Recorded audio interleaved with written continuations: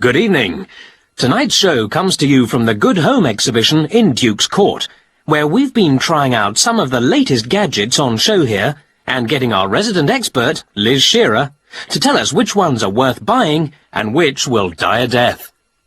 Well, hello.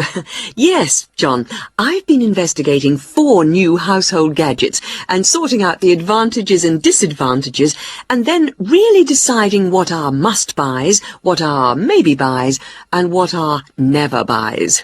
Let's start with this vacuum flask for keeping drinks hot. Well, I felt this had quite a lot going for it.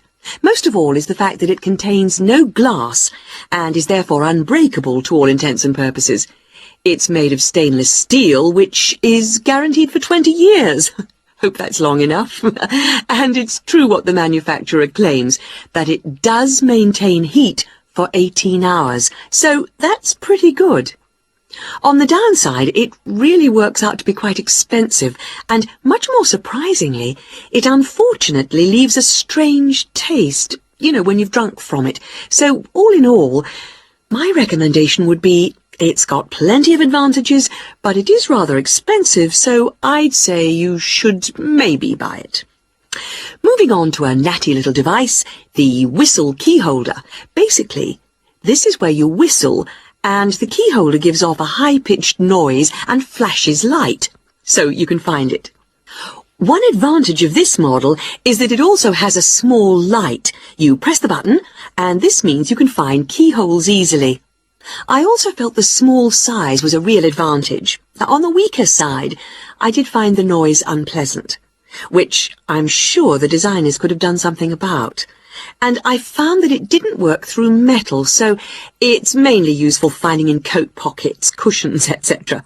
But taken as a whole, I thought it was a masterpiece of design and would highly recommend it.